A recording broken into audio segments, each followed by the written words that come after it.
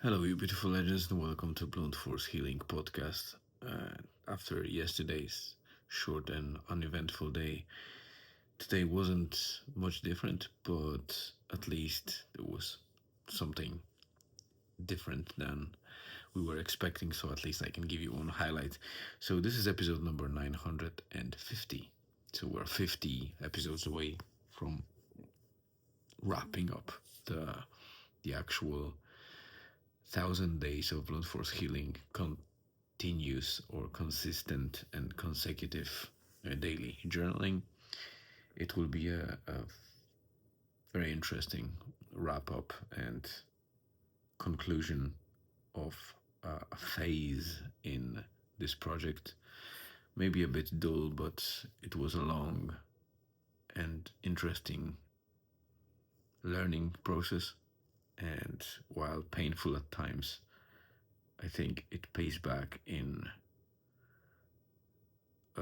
different ways that I've learned how to deal with certain content, how to create it, and how to do it right.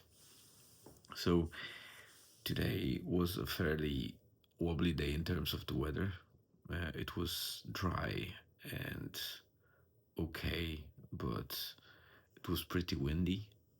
And the only thing that we did today on the Thursday kind of afternoon was that we drove to Murva Beach, and Elizabeth, my wife, decided to go for a run or jog or interval, whatever she does. She switches between the regular continuous jogs, and sometimes she does an interval with speed runs as well. But she does it in isolation, in her own kind of space, sometimes with headphones and on the beach. It was windy, but not too windy, so she could do the whole run back and forth on the beach without need to go to the forest and to be shielded from the wind by the trees. While Julian and myself, we wanted to do kind of interval between the walk and jog, with the jog being through the forest, like a trail run.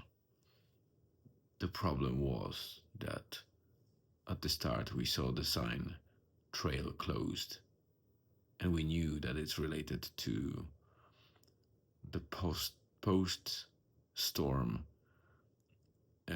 situation that wasn't clear yet. There's plenty of trees after Storm Owen, the biggest storm in Irish history, except for some legendary kind of write-ups from a very long time ago. And the trees are still lying, fallen down on the different parts of the trails and, you know, paths in the forest. But we kind of ignored it and went on with our jog until we weren't. So we needed to stop on the first tree.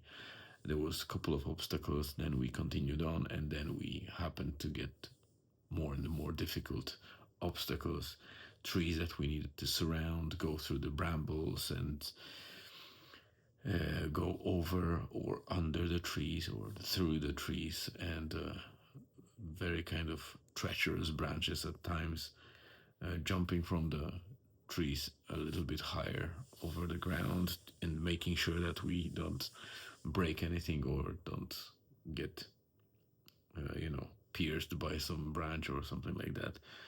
And even we had a situation that we needed to circulate twice to find a way to the trail because the tree was so big and covered a big area of segment where the trail is barely visible. So we kind of lost that trail for a while and we needed to recirculate and got back to it. But overall, we finished up with a decent walk, really, and obstacle course. And it was funnier than the run. So it was a good highlight for today. And in the end, when everybody was asleep just a couple of seconds ago, I realized that I had a one tick after that walk with Julian. And it was strange because after many times being in that forest, I never had a tick. And this is the first time. It was very small, probably a nymph, so it wasn't an adult tick.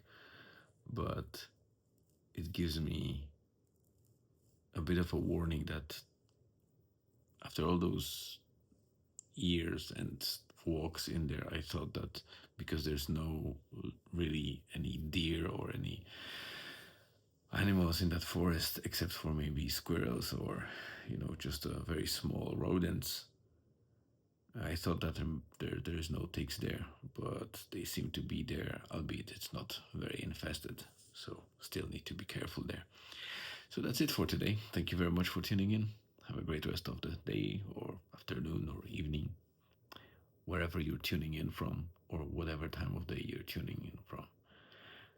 Stay safe, stay tuned, and hopefully see you in tomorrow's episode.